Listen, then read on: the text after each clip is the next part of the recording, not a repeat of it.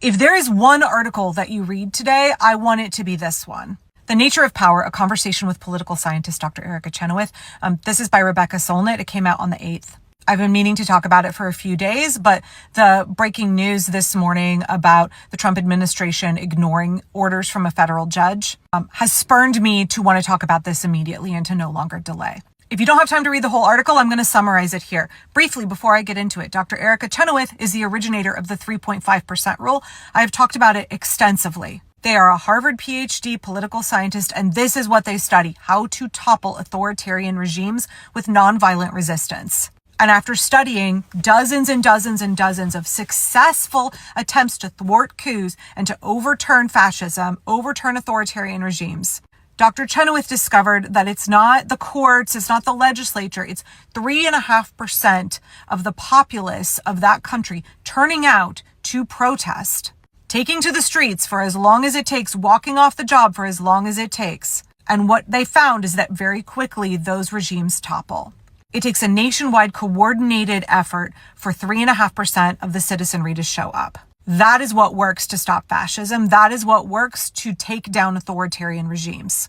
I first heard about Dr. Chenoweth's work the day after the election, and I dove into it, and I really want to share their latest interview with you. I'm going to break down a few key elements from this article, but if you have time, please go read the whole thing. It is 9 minutes of your day well spent. The best study on the subject of stopping authoritarianism, in my opinion, suggests that in the long term, institutions really can't save us, that civil society and mass mobilization are a more potent check on a backsliding democracy in the long term than relying on institutional checks and balances alone. That's exactly what we're finding right now as Elon Musk is completely usurping the power of our legislative branch, and they are not holding him in check. As the Trump regime openly defies orders from federal judges, we see the judicial branch failing to hold him in check. So these words are what political scientist Erica Chenoweth told me when I asked them if we could have a conversation about the current constitutional crisis / coup attempt and what we can do about it. Chenoweth is a hugely influential scholar of nonviolent social change, best known for their empirical research that not only documents what makes civil resistance work, but documents that it does work. It works, y'all, extremely effectively. Dr. Chenoweth directs the Nonviolent Action Lab, which studies how people have built movements and developed strategies to resist authoritarianism successfully, and they document how nonviolence can be effective. Their work shows that nonviolent resistance is actually about twice as effective as violent. Rebecca asked Dr. Chenoweth, when you look at what Musk and Trump are doing that is illegal because it's beyond the powers granted to the administrative branch and damaging long-standing institutions and relationships, what does that tell you about their understanding or lack of understanding of these systems and entities and the nature of their power? Dr. Chenoweth says, it tells me that Trump and Musk believe and fear that they cannot implement their policies and plans without the cooperation, obedience, and help of people in various pillars of support. Indeed, what Trump and Musk seem to have learned during the first Trump administration is this: subverting institutional checks and balances, subordinating key agencies, ignoring Congress's lawmaking authority, dominating the media and information environment, and eliminating oversight and accountability. In other words, pulling off a power grab is what is required to complete their agenda. The author says here that the judicial and legislative branches are failing to shut down this coup attempt. So what hope is there for our society? Are there particular tactics of civil resistance that are useful or relevant in this moment we are now living in the U.S.? And please listen here. Dr. Chenoweth says, among the most urgent work in a moment of potential backsliding is to both protect the most vulnerable people from direct harm while also upholding the rule of law. If you don't defend the rule of law, you lose it, and the terrain becomes much more uncertain and treacherous.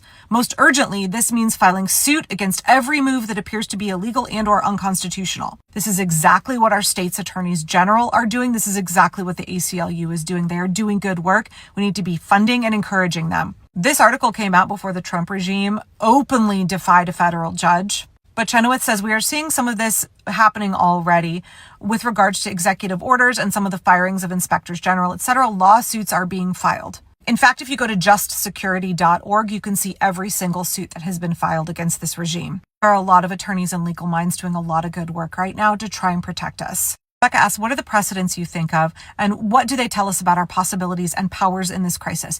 Are there coups and other crises in other times and places to look to understand how we need to respond right now, to understand what we are going through and what we need to do to be successful in fighting back? Dr. Chenoweth explains that we've been backsliding for about 15 years, what is called the third wave of autocratization, where we have been in a democratic recession for quite a while now. It's not just us, we're seeing the rise of authoritarianism and democratic backsliding all over the world. But the doctor says, of course, we have hundreds of cases from history that provide valuable lessons, including emancipatory campaigns here in the U.S. about how to defeat both backsliding and even full authoritarianism through civil resistance. Best study on the subject, you can click and read it when you go to the website, suggests that in the long term, institutions really can't save us, that civil society and mass mobilization are a more potent check on a backsliding democracy in the long term than relying on institutional checks and balances alone. Chenoweth goes on to say, in 2022, I wrote about how the U.S. civil society might prepare for a moment like this one, based on our analysis of what other countries have done, other moments in history. What it's going to take is us, the American people, building what other pro-democracy movements of the 20th century were successfully able to create, a united democratic alliance. This is a coalition of pro-democratic grassroots and grass tops civic groups, political leaders, business leaders, faith leaders, union and workers groups. I've been shouting to the rooftops about unions getting in this game, and we are seeing them starting to file suit. Just a couple days ago, the AFL-CIO filed a big one. All of these groups need to work in concert at the local, state, and national levels to build and implement a strategy for expanding democracy. And here, defending democracy. An effective strategy would combine legal, institutional, and civil resistance methods to advance our pro-democracy agenda. This is key right here. It would spell out a positive and optimistic vision for the country rather than a defensive strategy. It would be disciplined and resilient to inevitable setbacks and would mobilize mass protests or strikes as it saw the opportunity to turn its power into tangible leverage. We need to update our strategies and communication. We need to improve our mutual aid, and we need to build parallel power. There are hundreds of millions of us, y'all. We are a deep well of potential power if we work together. I appreciated this last line from them. There are some wonderful formations already engaging in such work here right now in the U.S., but Dr. Chenoweth doesn't want to name them so as not to make them targets. Rebecca goes on to ask Dr. Chenoweth to talk about some of the tactics and strategies and examples that we can look to. People are eager to figure out what to do. This is my personal frustration, is like, who is in charge? Who is directing us? Tell us what to do. And that way we can all organize behind a cohesive, united plan. What power do we have? How do we exercise it together?